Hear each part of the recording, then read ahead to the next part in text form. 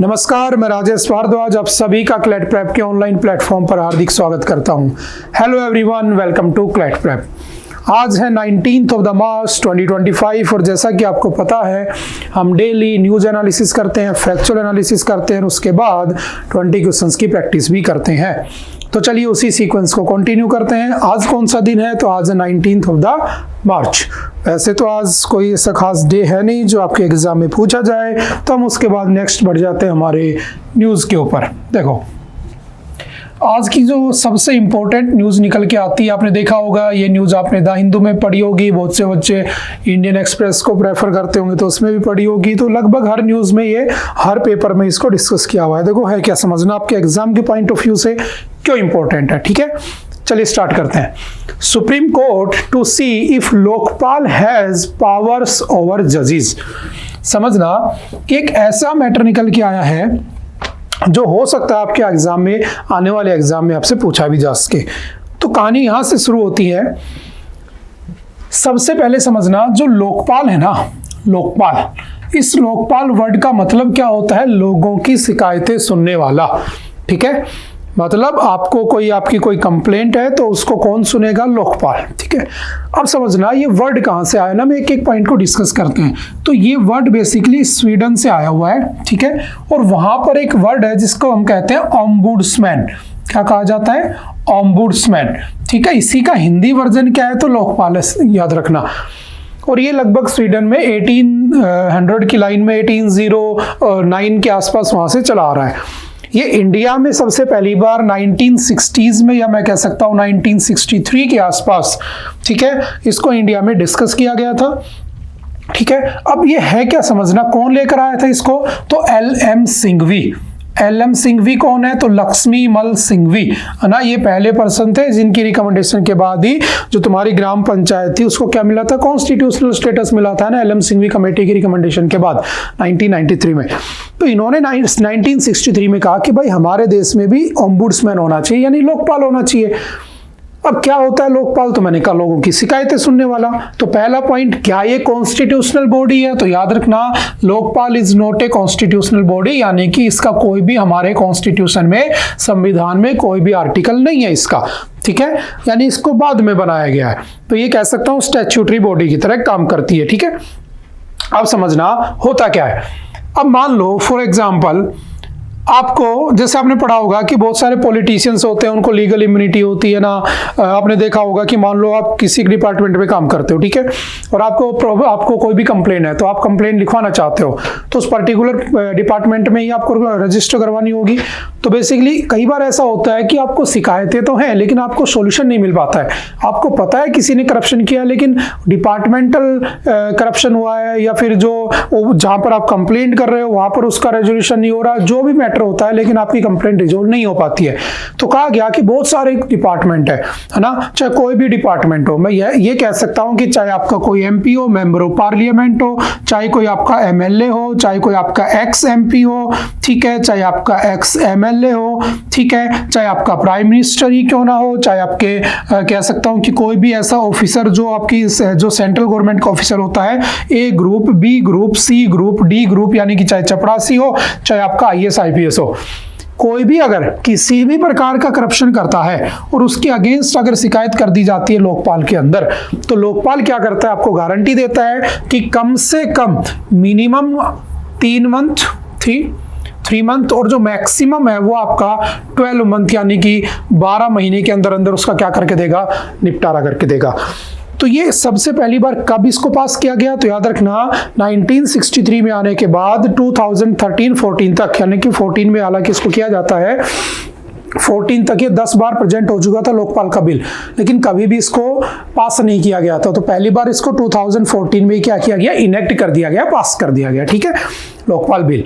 अब होता क्या है, लोगों की शिकायत को सुनने वाला सुप्रीम है ना। आप किसी भी डिपार्टमेंट की शिकायत इसमें दर्ज करवा सकते हो, इसमें कर सकते हो, है ना। अब इसके टोटल मेंबर्स कितने होते हैं समझना।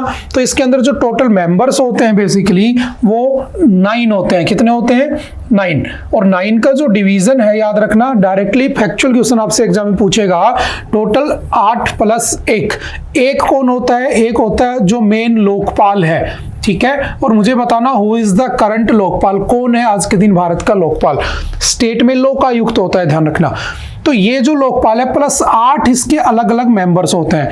याद रखना 4 मेंबर आपके होने चाहिए जुडिशियल या जुडिशियल बैकग्राउंड से होने चाहिए, ठीक है।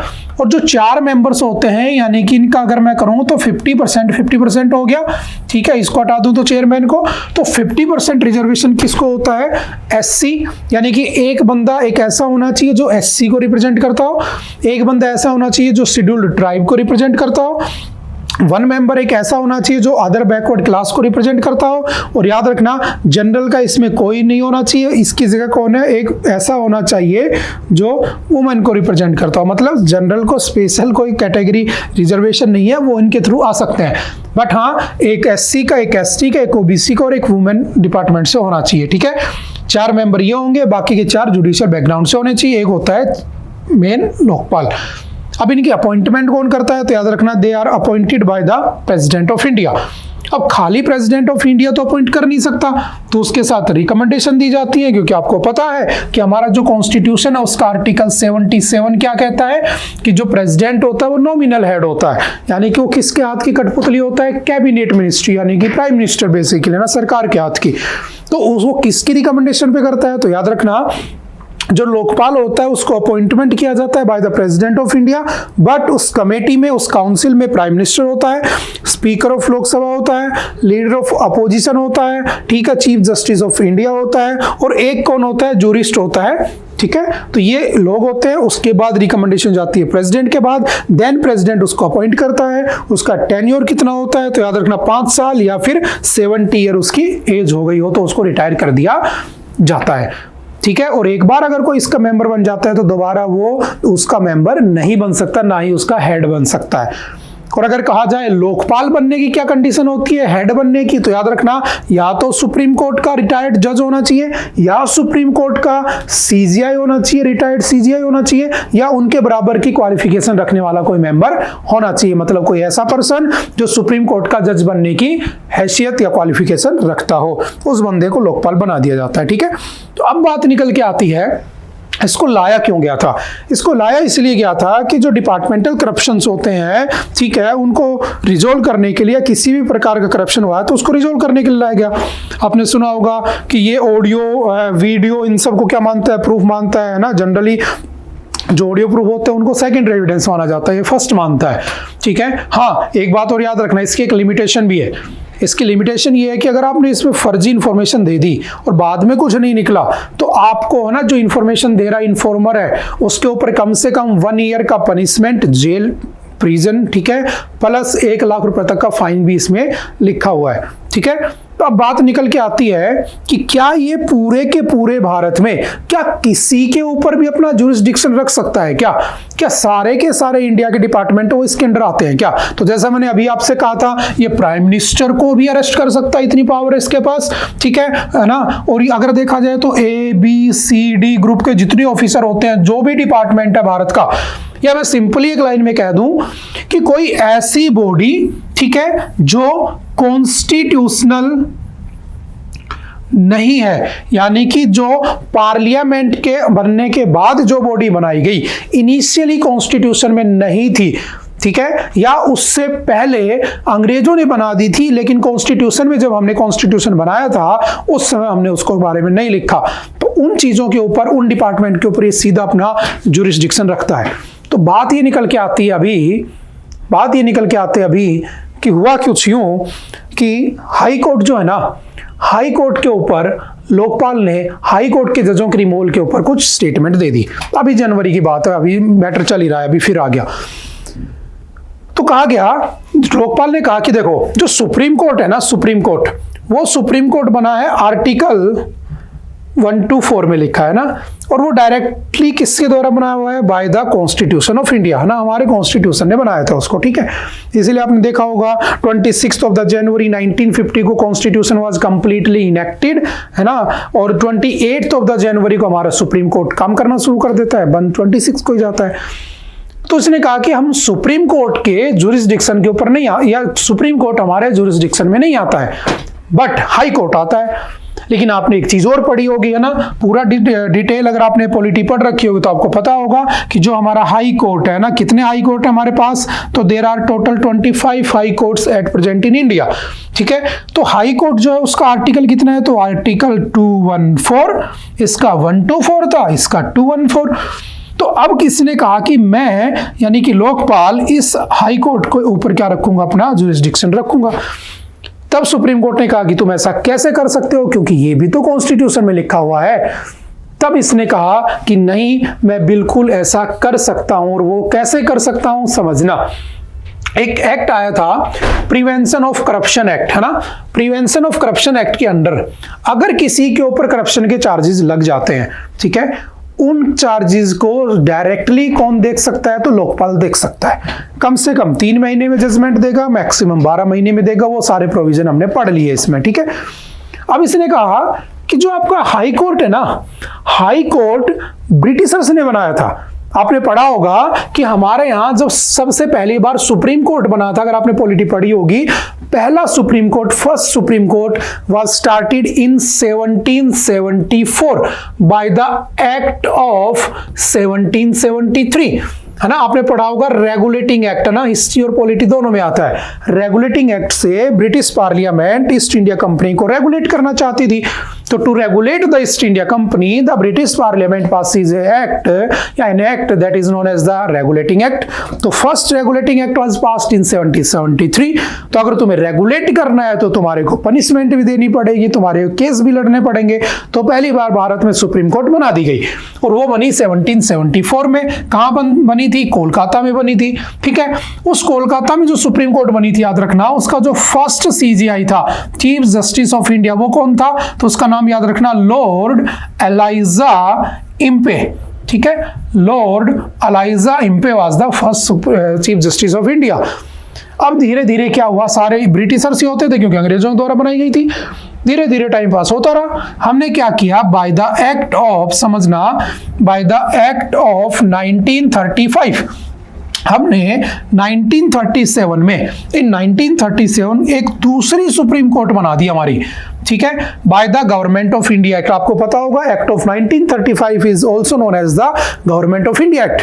तो इस गवर्नमेंट ऑफ इंडिया एक्ट से हमने 1937 में एक दूसरी कोर्ट बनाई, जिसका नाम भी सुप्रीम कोर्ट रखा है। बेसिकली हम उसको फेडरल कोर्ट कहते थे। ठीक है, और उस फेडरल कोर्ट को कहां बनाया गया, दिल्ली में बनाया गया, दिल्ली में। ठीक है, और उसका जो फर्स्ट सीजीआई बना, चीफ जस्टिस ऑफ इंडिया, वो कौन था, तो उसका नाम याद रखना, मॉरिस गुएयर। ठीक है, Maurice Gwyer was the first CGI.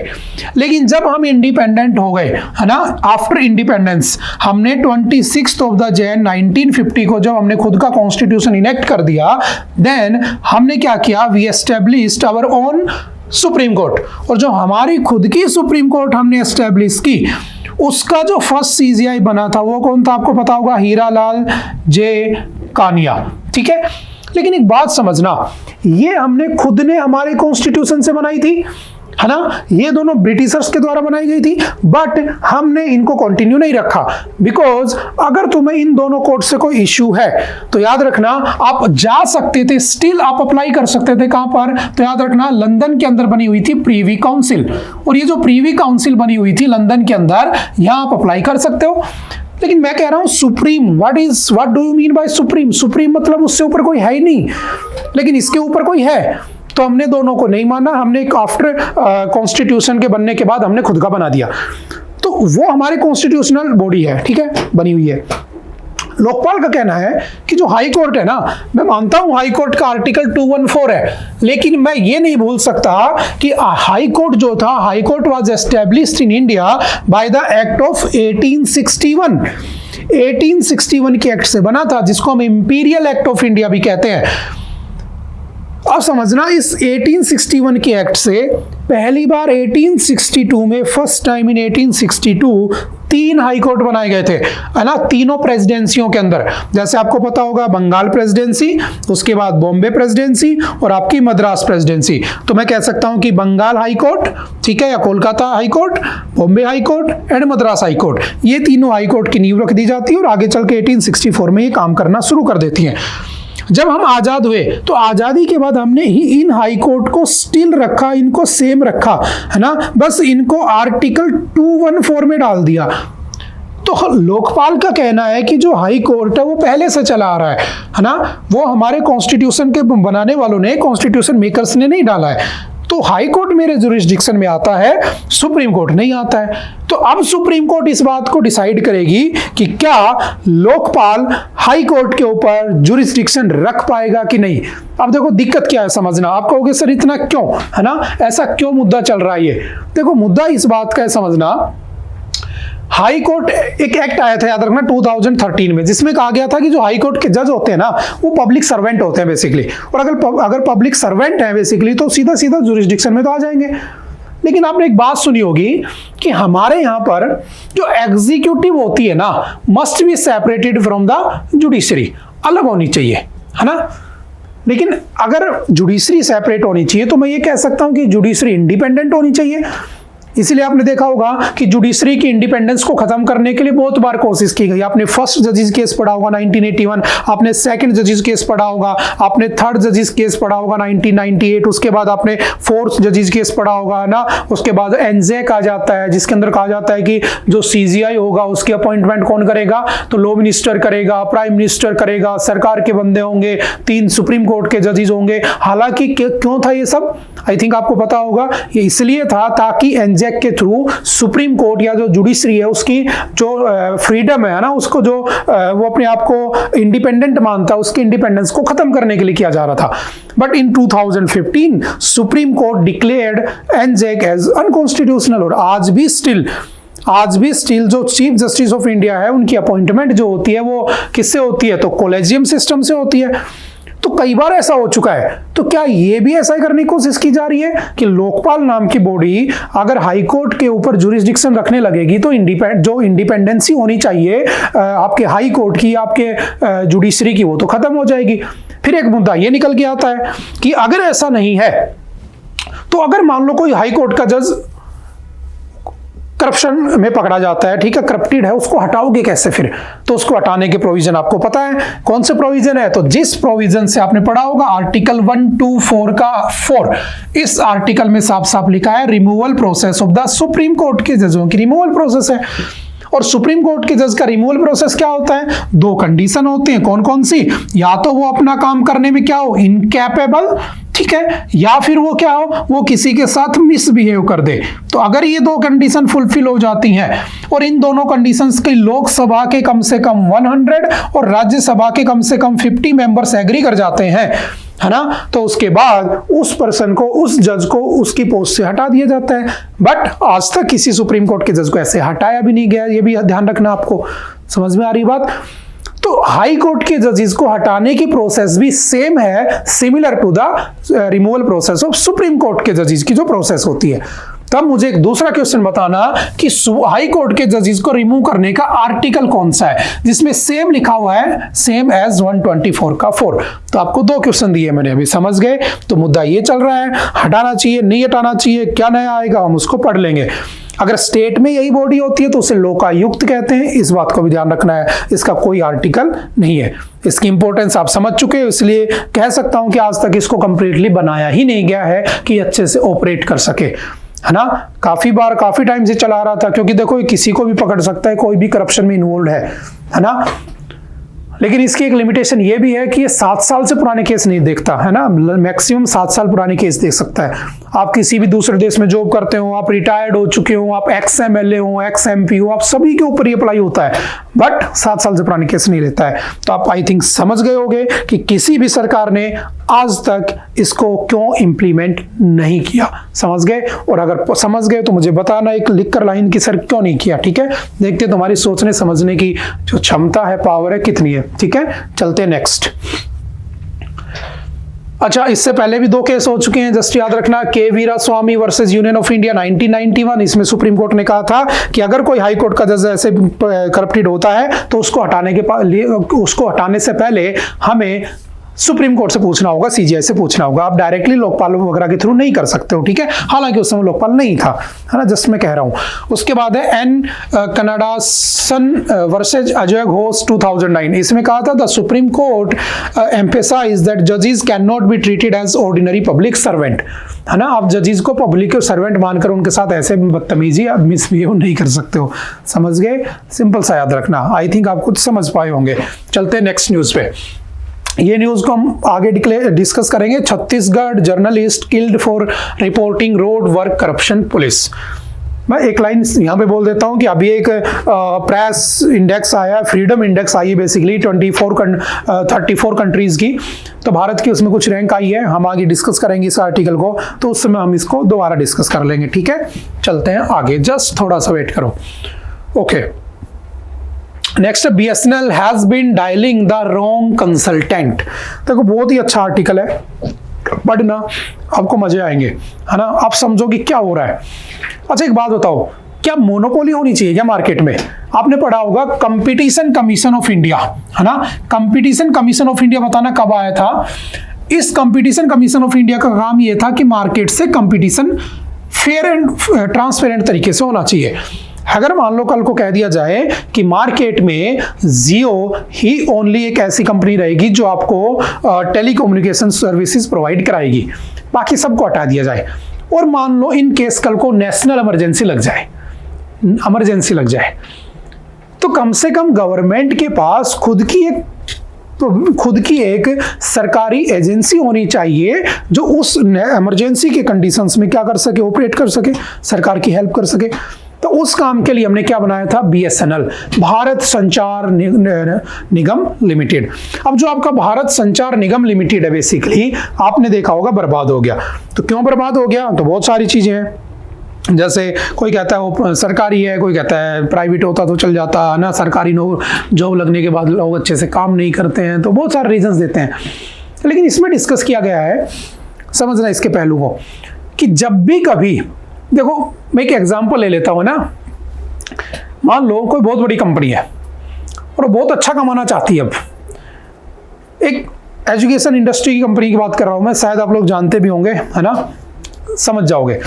उसको लगा कि मैं कैसे अपना रेवेन्यू जनरेट करूं, ज्यादा से ज्यादा पैसा कमाऊं, तो उस कंपनी ने क्या किया? कंसल्टेंसी को हायर कर लिया। आपने देखा होगा कोई भी अगर ऑर्गेनाइजेशन है उसकी कंसल्टेंसी सर्विस जरूर होती है ना, यानी कि वो बाहर के लोगों से कंसल्ट करता है, राय लेता है, सलाह लेता है, समझ रहे हो। तो उसने किसी कंसल्टेंसी एजेंसी को हायर किया कि भाई बताओ कैसे रेवेन्यू ज्यादा जनरेट किया जाए। तो उसने खूब रिसर्च की और उसने बताया कि भाई जो तुम्हारी कंपनी है ना, उस कंपनी के अंदर एक काम कर सकते हो, तुम्हारी जो कंपनी है वो जैसे एजुकेशन कंपनी थी तो टीचर सेंट्रिक है, मतलब टीचर्स पे ज्यादा फोकस्ड है ना। तो एक काम करो, इसको कम किया जाए और आप क्या करो, सेल ज्यादा करो, आप एडवर्टाइजमेंट ज्यादा करो, आप होर्डिंग ज्यादा लगाओ, है ना, आप डिजिटल मार्केटिंग ज्यादा करो। उन्होंने बात मानी, उन्होंने डिजिटल मार्केटिंग पे ध्यान दे दिया, है ना। उन्होंने जो टीचर्स के ऊपर जो एक्चुअल में खर्च करना चाहिए था पैसा वो तो किया नहीं, और फालतू के कामों में पैसा खर्च करते रहे। At the end of the day क्या हुआ? 3-4 साल बाद वो कंपनी बंद होगी, बर्बाद हो गई। तो हर कोई कंसल्टेंट रखता है ना, चाहे फिर वो आगे ले जाए चाहे पीछे ले जाए। अगर मैं बात करूं इंडिया की, इंडिया में हर बड़ी जितनी भी सरकारी एजेंसी है सबकी कंसल्टेंसी होती है। अगर मैं बात करता हूं जैसे फ्रांस ने पिछले साल में $1 बिलियन रुपए खर्च किए हैं, किसके ऊपर? कंसल्टेंसी के ऊपर, सरकार ने, है ना। कि बाहर के जैसे यूके बेस्ड एजेंसी, है ना, USA based agency, Australia based agency, इनसे सलाह लेते हैं। तो जस्ट अभी क्या हुआ, एक ग्रुप है बोस्टन कंसल्टेंसी ग्रुप, उसके साथ डील हुई किसकी? BSNL की। और BSNL के साथ जब डील हुई, और कहां की है बोस्टन? तो याद रखना अमेरिका की। मई 2024 में डील हुई, और डील हुई 2 करोड़ रुपीस की, ठीक है। समझ रहा, पूरा कॉन्सेप्चुअल है ना। 132 करोड़ रुपए की डील हुई, और उन्होंने कहा कि हम क्या करेंगे, आपको बूस्ट करा देंगे। अब ये आर्टिकल में डिस्कस ये कर रहा है बंदा कि भाई जो बूस्ट करा ले, एक्चुअल में जो मेजर प्रॉब्लम है ना उसके ऊपर तो डिस्कस नहीं किया जा रहा है। अगर मैं आपसे कहूं कि आज मेरे पास फ्रीडम है, किस बात की? तो मेरे पास फ्रीडम है, जैसे आज फ्रीडम की रैंक भी आई हुई है ना, मेरे पास फ्रीडम है, freedom to speech and express, है ना। Right to use internet is your fundamental right, आप लोगों ने कई बार पढ़ा होगा, आर्टिकल 21 एंड आर्टिकल 19 में आता है, ठीक है। अब मान लो कोई भारत में मोनोपोली कर ले, तो उस केस में क्या सरकार के पास खुद की कोई एजेंसी नहीं होनी चाहिए? बिल्कुल होनी चाहिए। तो ऐसी क्या नौबत आ गई है कि सरकार को दूसरों के ऊपर डिपेंड होना पड़ रहा है, सरकार खुद उसको क्यों नहीं इंप्रूव कर पा रही है? बस यही चीजें इसमें डिस्कस की गई है। ठीक है, पढ़ना समझना कुछ आपके काम की चीज इसमें निकल के जरूर आएगी। ठीक है, चलते हैं next. A change now. The US now seems more receptive to India's concerns about Sikh extremism. देखो आपने पढ़ा होगा कि जब भारत इंडिपेंडेंट हुआ था तो उस समय दो टुकड़े बने, एक बना इंडिया और एक बन गया, मैंने कहा, पाकिस्तान, और इधर बन गया एक ईस्ट पाकिस्तान। समझना पूरी कहानी, ईस्ट पाकिस्तान। बाद में 1971 की जो लड़ाई होती है हमारी, तो उसके बाद ये ईस्ट पाकिस्तान क्या बन गया? बांग्लादेश बन गया। तो इसका मुद्दा गया हट। तो जो पाकिस्तान है, इस पाकिस्तान के अंदर और भारत के अंदर जो कॉमन पंजाब है, इस पंजाब को लेकर एक ग्रुप है जो हमेशा चाहता है कि एक नया देश बने, और उस ग्रुप को क्या कहते हैं? खालिस्तानी। तो ये चाहते हैं कि जो भारत का पंजाब है और पाकिस्तान का पंजाब है, उसको मिलाकर एक नया देश बनाया जाए, खालिस्तान। तो उस समय इन लोगों ने डिमांड की। अब देखो, पाकिस्तान इस ग्रुप का सपोर्ट करता है, जबकि वो पाकिस्तान वाले पंजाब को लेकर भी बनाना चाहते हैं, लेकिन पाकिस्तान को लगता है कि ठीक है, मैं तो पहले बर्बाद हूं, भारत और बर्बाद हो तो अच्छा लगेगा। तो सारा पैसा बच्चों को पढ़ाने लिखाने में थोड़ी खर्च करता है, वो तो भारत की बर्बादी में करता है। तो एक्चुअल में जैसे कहा कि एक ग्रुप है, यहाँ पर डिस्कस किया हुआ है, SFG है ना, सिख फॉर जस्टिस। ये जो सिख फॉर जस्टिस ग्रुप है, बेसिकली 2007 में बना था, इसको पन्नू ने बनाया था। ठीक है, अब क्या हुआ, ये जो खालिस्तानी ग्रुप है ना, जैसे मैं बीच में कहानी और जोड़ देता हूँ, आपने अमृतपाल सिंह का नाम सुना होगा, जो आसाम के अंदर जेल में है, और वो आपके पंजाब से लोकसभा के MP की सीट जीत जाता है ना। तो ये वो लोग हैं जो भारत को सेपरेट करने की कोशिश करते हैं ना, यानी कि टेररिज्म फैलाने की कोशिश करते हैं। लेकिन ये लोग कहाँ पर चले गए? तो पंजाबी आपने देखा होगा, कनाडा, ऑस्ट्रेलिया, UK यहाँ पर बसे हुए हैं। तो आज तक जितनी बार भी आपने देखा होगा, 2 साल पहले भी निज्जर का केस हुआ था ना, उस समय भी ये सारे के सारे जो, जैसे अभी जो कनाडा था, वो भारत के ऊपर ही एलिगेशन लगा रहा था, है ना, कि भारत जो है वो हमारे खिलाफ काम कर रहा है, जबकि वो देश हमारे लिए क्या करते हैं? अगेंस्ट का काम करते हैं। जैसे मान लो कोई कनाडा में बैठा है और कनाडा में बैठ के कह रहा है कि कोई भी आदमी अगर भारत जाकर, अगर दिल्ली में लाल किले पर जाकर भारत का तिरंगा हटाकर अगर कोई खालिस्तानी झंडा लगा देगा तो हम उसे 5 करोड़ रुपए इनाम देंगे। अब बताओ, ये गलत चीज है ना, तुम हमारे नेशन के अगेंस्ट जा रहे हो ना, एंटी नेशनलिस्ट एक्टिविटी है ना। लेकिन अगर तुम कनाडा में बैठ के ये बात कर रहे हो और कनाडा का प्रेसिडेंट कह रहा है, PM कह रहा है, वाह शाबाश, बहुत अच्छा कर रहे हो, हमारी सरकार कह रही है कि ये टेररिस्ट है, इसको पकड़ो, वो कह रहे हैं हम तो नहीं पकड़ेंगे। तो आज तक यही चला रहा था, आज तक यही मुद्दा चला रहा था, है ना। जितना भी आपने खालिस्तानी के बारे में जो भी खबर पड़ी होगी, आज आप देख लो, आप पंजाब में चले जाओ, आप उत्तराखंड में चले जाओ, है ना, वहां पर क्या होता है? खालिस्तान के नाम पर डिवीजन हो रहा है। आप साउथ में चले जाओ, वहां पर लैंग्वेज के नाम पर, कल्चर के नाम पर। तो बेसिकली हमें भारत को यूनाइट करके रखना चाहिए, ना कि डिवाइड करके। और हमारी एक्टिविटी ऐसी हो रही है जो कहीं ना कहीं हमें आगे बर्बाद करने वाली है। तो अभी क्या हुआ रिसेंटली, समझना, रायसीना डायलॉग चल रहे हैं। आपने सुना होगा रायसीना डायलॉग क्या होते हैं, कि बहुत सारी देशों के जो आपके सिक्योरिटी हेड होते हैं ना, एडवाइजर होते हैं, वो मीट करते हैं और वो इंडिया उन सबको बुलाता है दिल्ली के अंदर। 2016 से 2016 से चला आ रहा है ना। उसके अंदर हमारे जो नेशनल सिक्योरिटी एडवाइजर हैं, अजीत डोभाल, हमारे डिफेंस मिनिस्टर राजनाथ सिंह, ये सब बैठते हैं और उसके बाद डिस्कशन होता है कि कैसे सिक्योरिटी को बढ़ाया जाए, जैसे कैसे पार्टनरशिप को स्ट्रॉन्ग किया जाए ना, कई अलग अलग मुद्दों के ऊपर डिस्कस होता है। तो अभी उसके ऊपर डिस्कस हो रहा था। तो हमारे जो डिस्कशन के अंदर पहली बार ऐसा हुआ कि USA ने सीरियसली हमारी इस बात को लिया कि हाँ, 2007 में जो पन्नू द्वारा जो ग्रुप बनाया गया था US के अंदर, उसको सिख फॉर जस्टिस को हम क्या डिक्लेयर कर देंगे? टेररिस्ट ग्रुप डिक्लेयर कर देंगे। तो कहीं ना कहीं हमारे लिए क्या की जा रही है? इंडिया, मतलब मैं ये कह सकता हूं कि इस आर्टिकल में बस इतना ही कहा गया है ना, ये सब यहीं से निकाला हुआ है, ध्यान रखना, ठीक है। अब क्या हुआ कि कहीं ना कहीं ऐसा लग रहा है कि भारत के जो प्रेजेंस है वो दूसरे देशों को देखने को मिल रही है ना, वो लोग अब हमें एक्सेप्ट करने लगे हैं। तो बस इसी का इसमें जिक्र किया गया। तो 2-4 बातें हैं जो हम पढ़ लेते हैं। जैसे In the first acknowledged discussion on the Pannu episode and anti-India activities by pro-Khalistani groups in the US since the Donald Trump administration took office, Defense Minister Rajnath Singh raised the issue in a meeting with the US Director of National Intelligence Tulsi Gabbard. He argued the US to designate Sikh for Justice led by Gurpatwant Singh Pannu as a foreign terrorist organization, citing its anti-India activities. Founded in 2007 by Pannu, a US-based attorney, the SFJ advocates self-determination for Sikhs in their historic homeland. ठीक है, तो वही सब बातें discuss की हुई है. ठीक है, next, America first doesn't mean America alone. देखो ये जो गैबार्ड है, तुलसी गैबार्ड, वो अभी दिल्ली के अंदर आई थी रायसीना डायलॉग के अंदर. ठीक है, रायसीना डायलॉग क्या होता है तो समझना. कब से स्टार्ट हुआ था? 2016 से स्टार्ट हुआ था. इस बार की इसकी थीम क्या है मुझे कमेंट करके बताना. इस बार की इसकी थीम क्या है? ठीक है, लिखी हुई है तुम्हारे सामने. ठीक है, होता क्या है?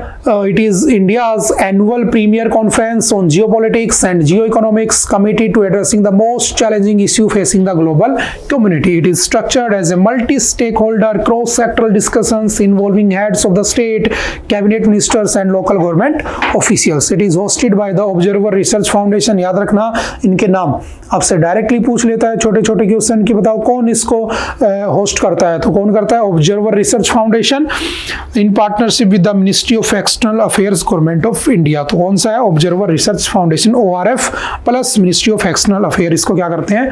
होस्ट करते हैं, ऑर्गेनाइज करते हैं. इसके पिलर्स क्या क्या हैं? तो political interrupted, shifting Sands and rising tides है ना, दो देशों के बीच में पॉलिटिक्स को डिस्कस करना, जैसे मैंने अभी कहा पन्नू वाला एपिसोड है ना. Resolving the green trilemma, who, where and how, digital planet. ठीक है, मिलिटेंट मर्सेंटलिज्म. ठीक है, trade supply chains and in the exchange rate addiction, the tiger's tail, rewriting development with a new pen. ठीक है, investing in peace, drivers, institutions and the leadership, यानी कि सभी देशों के साथ मिलकर डिस्कशन करना. ठीक है, तो अभी क्या हुआ? Gabbard clarified that America first does not imply isolationism but rather a priority on American security, freedom and economic interest while maintaining strong international alliances. She noted that similar national first approaches exist, citing PM Modi's India First. देखो मोदी जी का India first भी चलता है, New Zealand का PM Christopher लक्शंस का New Zealand first चलता है. तो अगर अमेरिका भी अपना चला रहा है कि अमेरिका फर्स्ट, तो इसका मतलब ये नहीं है कि अमेरिका खुद ही आगे जाना चाहता है, अमेरिका सबको लेकर चलना चाहता है, ऐसा कुछ कहा. तो बस रायसीना डायलॉग इंपॉर्टेंट है, वो याद रखना, ज़्यादा कुछ नहीं दिमाग लगाना है. ओके, नेक्स्ट है the dystopian side of the Insta commerce. देखो ये बहुत अच्छा आर्टिकल डिस्कस किया इन्होंने. किसान शक्ति संगठन के फाउंडर हैं, मजदूर किसान शक्ति संगठन के. ठीक है, देखो है क्या समझना. What is Insta commerce? आज मैं घर बैठा हूँ, ठीक है, मेरा अचानक मूड कर गया मुझे कुछ खाना है, मैंने तुरंत ऑर्डर कर दिया स्विगी, जोमेटो, ठीक है, जेप्टो, जो भी चलते हैं आजकल. और आजकल ये नया चीज़ लेकर आ गए 10 मिनट की डिलीवरी, 10 मिनट में आपके घर के ऊपर सामान. अब कहा गया कि ये जो इंस्टा जो आपकी कॉमर्स है, इसके बारे में सब बात करते हैं ना, ऐड आती है बढ़िया अच्छे से, कुछ भी चाहिए ब्लिंकिट करो, ब्लिंकिट करो, लेकिन इसके पीछे के एफर्ट की बात कोई क्यों नहीं करता? क्या है समझना. तो बेसिकली वो गिग की बात कर रहा है, गिग वर्कर्स. क्या होते हैं गिग वर्कर्स? देखो पहले होता था एक एम्प्लॉयर, ठीक है, काम देने वाला, एक एम्प्लॉई, काम करने वाला, प्रॉपर 8-9 घंटे का काम है, ठीक है, सैलरी है, ठीक है, जो भी पैकेज है सब होता था. आजकल की जनरेशन आ गई, आप जैसे जेनजी जनरेशन, इनको काम नहीं करना, फिक्स्ड काम नहीं करना, इनकी मर्जी हो तब काम करना है. सुबह उठ गए, खाना खाने का मन किया, पैसा नहीं है, 2 घंटे रैपिडो में बाइक चला ली, पैसा आ गया, खा के सो गए. फिर शाम को खाने का मन किया, पैसा है नहीं, तो जोमेटो में डिलीवरी कर दी, पैसा आ गया. तो इनको बेसिकली वर्कर्स नहीं कहा जाता, इनको गिग वर्कर्स कहा जाता है, समझ गए. और भारत में गिग वर्कर्स इकोनॉमी बढ़ रही है, और इसमें इतने सारे लोग आ चुके हैं, मिलियंस में लोग इसमें काम कर रहे हैं आज के दिन, बट उनकी बात कोई नहीं करता. जैसे मैंने कहा इंस्टा कॉमर्स है ना, समझना. अब मान लो 10 मिनट डिलीवरी, ठीक है, जब वो जाता होगा तो 10 मिनट में पहुंचने के लिए वो रूल भी ब्रेक करता होगा, पोल्यूशन जो भी आपके ट्रैफिक रूल्स वगैरह, एक्सीडेंट भी होते होंगे. तो एक तरफ तो सरकार कहती है कि दारू पीकर गाड़ी मत चलाओ, एक तरफ सरकार कहती है कि सड़कें अच्छी करेंगे, दूसरी तरफ सरकार ही प्रमोट करती है ब्लिंकिट ये सब, तो कहीं ना कहीं एक्सीडेंटल केस बढ़ रहे हैं। उसका कोई इंश्योरेंस नहीं है अगर उसको कुछ हो गया, है ना, उसकी कोई परमानेंट जॉब नहीं है अगर उसके साथ कुछ गलत होता है तो कहा गया कि वो जो इकोनॉमी, ग्रोइंग इकोनॉमी, उसकी तरफ बात कोई क्यों नहीं करता। बस वही सब इसमें डिस्कस किया हुआ है। अगर मैं एग्जाम के पॉइंट ऑफ व्यू से इसको पढ़ना चाहूँ तो मैं ऐसे पढ़ूंगा, देखो व्हाट इज गिग वर्कर, जो अपनी मर्जी के मालिक होते हैं और जब मनाया काम कर लेते हैं, ठीक है, यानी कि बेसिकली वर्कर नहीं है लेकिन हाँ वर्कर जैसा ही काम करते हैं। तो आपसे पहला क्वेश्चन पूछेगा, क्या कोई ऐसा स्टेट है जिसने गिग वर्कर्स के बारे में सोचा? तो याद रखना हाँ है, Rajasthan. Rajasthan is the India's first state जिसने गिग वर्कर्स पॉलिसी इंप्लीमेंट की। गिग वर्कर्स के लिए बिल लेकर आए कि इनको वर्कर्स की तरह माना जाए, है ना। अच्छा एक बात बताओ, कोई सुबह सुबह जाकर 7 बजे अपनी बाइक ले गया और बस स्टैंड पे खड़ा हो गया। ये मान लो, आपने देखा होगा, आप जहां भी रहते हो वहां पर मजदूरों का एक वो लगता होगा, मेला लगता होगा, मजदूरों का स्टैंड होता है और सबका फिक्स होता है कि आप मजदूरी कराओगे तो 500 रुपये पर डे लेंगे, 300 रुपये, 400 रुपये, जो भी है। अगर कोई कम ज्यादा देने की कोशिश करेगा तो वो नहीं जाएंगे ना, यानी कि उनके पास बार्गेनिंग स्किल है कि भाई इतना दोगे तो ही जाएंगे। दूसरी तरफ कोई बंदा है जो रैपिडो में बाइक चलाता है, वो सुबह सुबह 7 बजे जाकर मान लो नारायण सिंह सर्कल खड़ा हो गया, उसने रैपिडो लॉगिन कर लिया, क्या गारंटी है उसको शाम तक जो उसके पास काम आएगा? क्या गारंटी है उसकी इनकम होगी नहीं होगी? वो बार्गेन भी नहीं कर सकता, जितना पैसा उसमें आ रहा है उतना वो उसको मिल रहा है। तो इन सब बातों को इसमें डिस्कस किया गया और कुछ भी नहीं है। तो बस याद रखना, पहला स्टेट कौन सा बना था इन सबको इंप्लीमेंट करने वाला? तो राजस्थान। बट इन राजस्थान भी ये सब पॉलिसीज अप्लाई होती नजर नहीं आती हैं, जस्ट डॉक्यूमेंटेशन का ही काम है, समझ गए? ठीक है, कहां पर लिखा है ये सब होना चाहिए? तो हमारे डीपीएसपी का कौन सा आर्टिकल है? आर्टिकल 41 क्या कहता है? उसमें लिखा है right to work, state will make provisions to provide you right to work. Article 43 living wage, ठीक है, तो स्टेट की रिस्पॉन्सिबिलिटी ये सब होना चाहिए। Okay.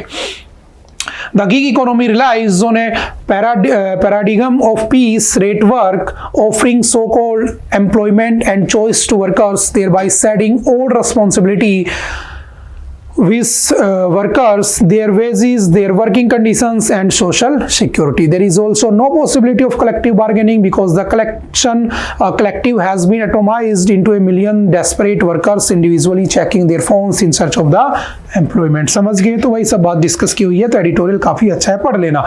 The distressing story of exploitation has now reached a new high with the introduction of InstaMaid. आपने देखा होगा एक ऐप है InstaMaid, आपको तुरंत मेड मिल जाएगी।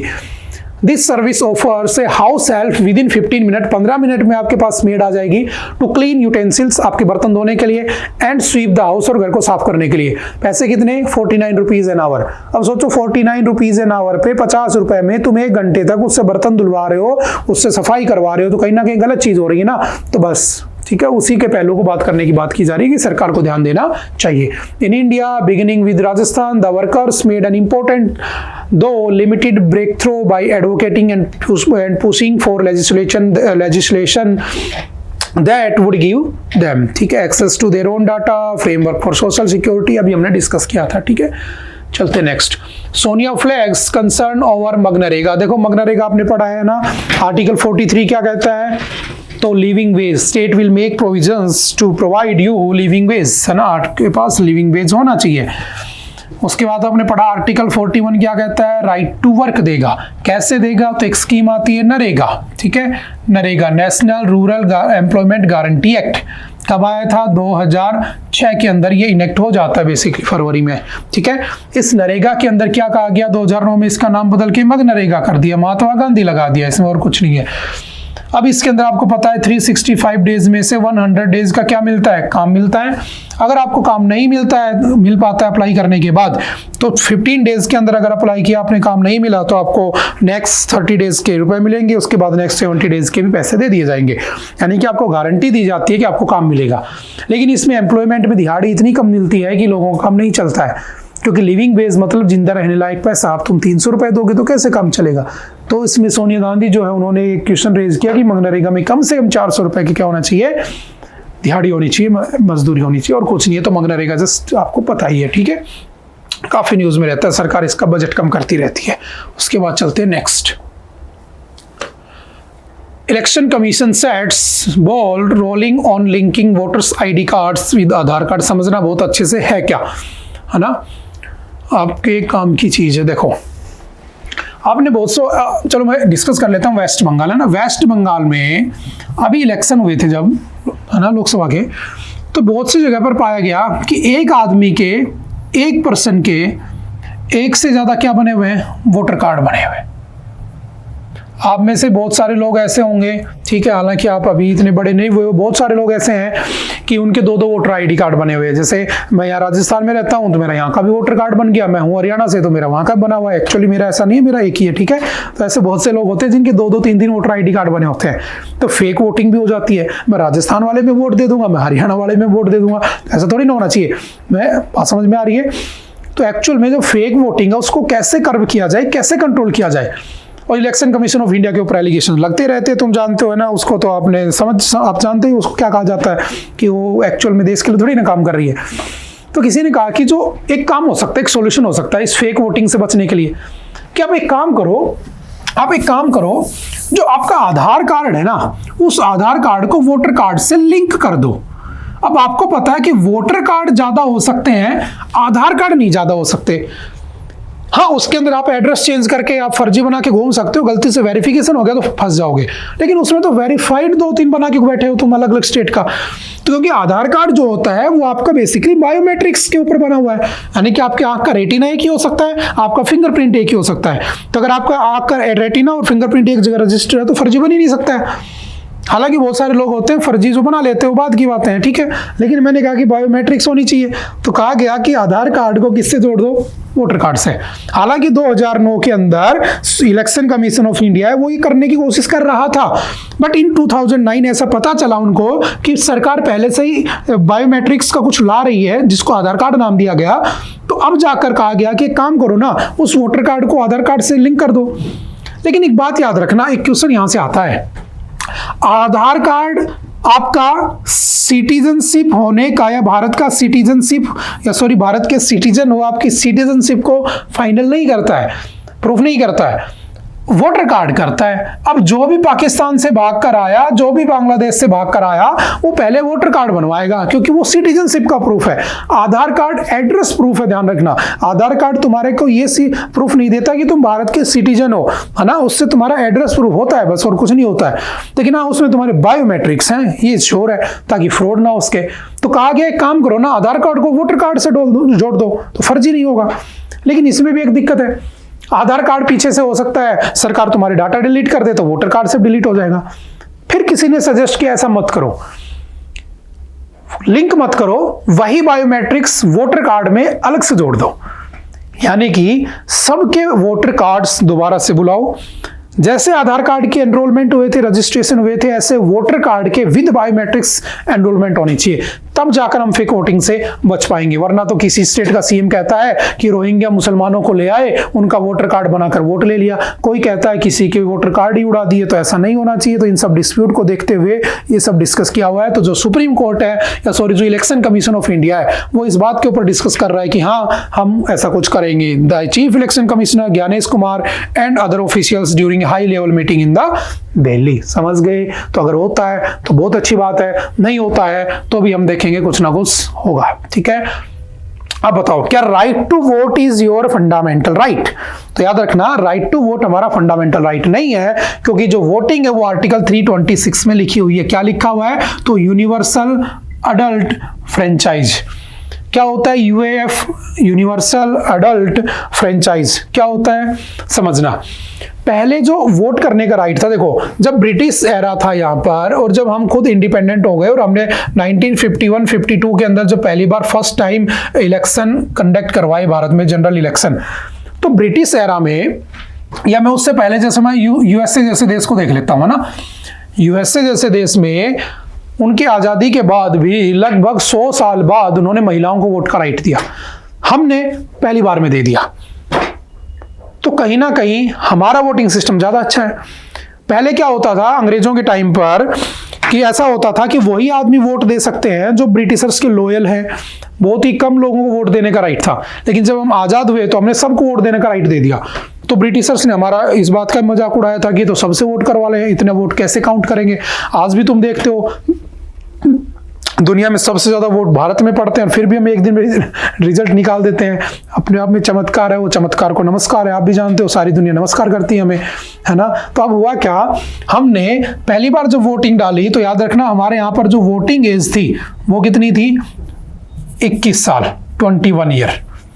फिर बाद में याद रखना 61st कॉन्स्टिट्यूशनल अमेंडमेंट 1989 से राजीव गांधी के टाइम पर हमने क्या किया, इस वोटिंग एज को रिड्यूस करके कितना कर दिया, 18 साल कर दिया।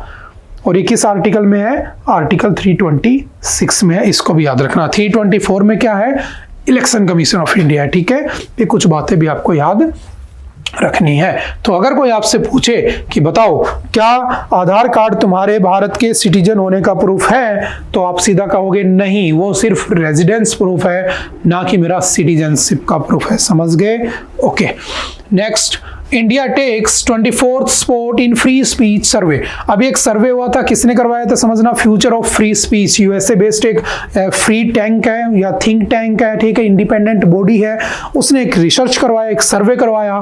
33 कंट्रीज ने पार्टिसिपेट किया, जिसमें भारत की रैंक है 24। The survey conducted in October 2024 also revealed that more countries have seen declines rather than improvements in free speech support since 2021, with some of the biggest drops occurring in democratic nations like the United States, Israel and Japan। तो भारत में ही ऐसा नहीं हो रहा है, दुनिया के बहुत सारे देश हैं जिनके अंदर जो फ्री स्पीच है उसको दबाया जा रहा है। भारत में तो आप जानते ही हो ना, मीडिया को किस नाम से जाना जाता है, ठीक है। तो कुछ कंट्रीज की लिस्ट है, कौन टॉप पर है कौन लास्ट में है उसको हम जस्ट पढ़ लेंगे। इंडिया की रैंक कौन सी है, तो इंडिया की रैंक है 24th, ठीक है। अब बात निकल के आती है कि हमारा कौन सा कॉन्स्टिट्यूशन का आर्टिकल है जो मुझे फ्रीडम टू स्पीच देता है। तो याद रखना article 19 of the Indian constitution, जो कि बेसिकली किसका पार्ट है, फंडामेंटल राइट का पार्ट है। ये मुझे क्या कहता है, तो इंडियन कॉन्स्टिट्यूशन का आर्टिकल 19 क्या कहता है, it guarantees certain freedoms to all citizens of India.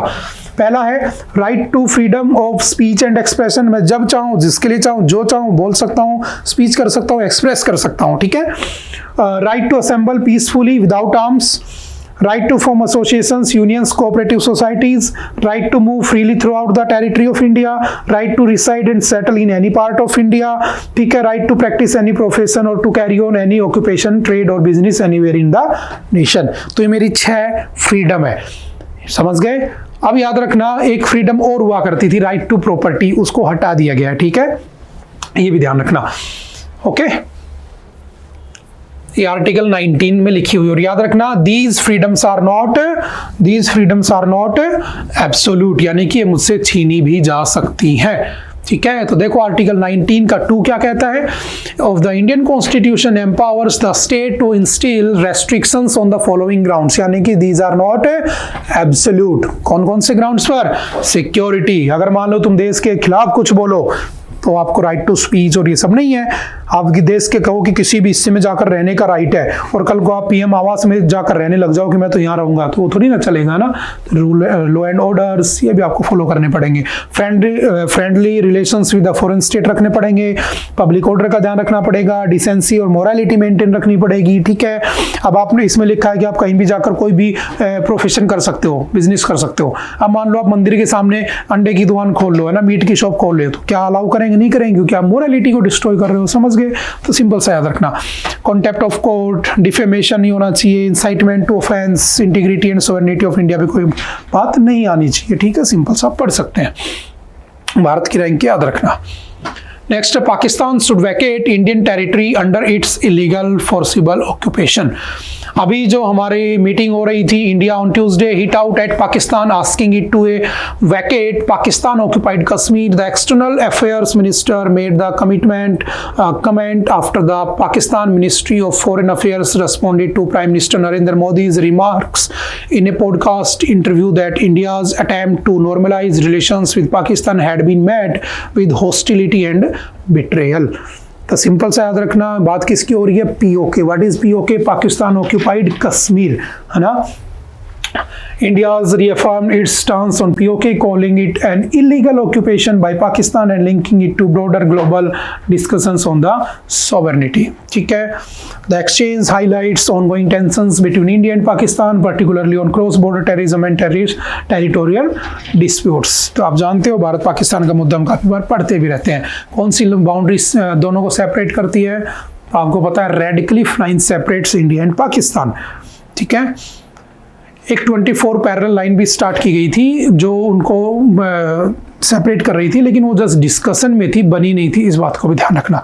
ठीक है. और जो पीओके उसमें से कुछ हिस्सा पाकिस्तान ने चाइना को दे दिया, तो ये भी क्या बिट्रेयल का काम चल रहा है और कुछ नहीं है ना. जब हमारा 1962 की बैटल हुई थी इंडिया और चाइना की, है ना, उसके बाद से हमारा कुछ हिस्सा चाइना ने भी कैप्चर कर लिया था, अक्साई चीन वाला वो सब, है ना, जिसको हम क्या कहते हैं, लाइन ऑफ एक्चुअल कंट्रोल. तो याद रखना, लाइन ऑफ कंट्रोल किसके बीच में? In between India and Pakistan. And line of actual control किसके बीच में? तो in between India and China. और ये मुद्दा आप जानते हो, हमारा उसका डिस्प्यूट चलता ही रहता है. ठीक है. चलो मुझे कमेंट करके बताना, हाउ मेनी टाइम्स, कितनी बार भारत और पाकिस्तान की लड़ाई हो चुकी है. ठीक है. कितनी बार और कितनी लड़ाइयाँ किस किस ईयर में हुई है, ये आप मुझे कमेंट करके बताओगे. चलते हैं नेक्स्ट. ओके, आई थिंक आज के लिए इतना ही था. आई होप कि आपको चीज़ें समझ में आई होंगी. फिर भी अगर कोई डाउट रहता है तो आप एनी टाइम आकर पूछ सकते हैं. Okay, bye bye. मिलते हैं दोबारा से next time. Have a nice day.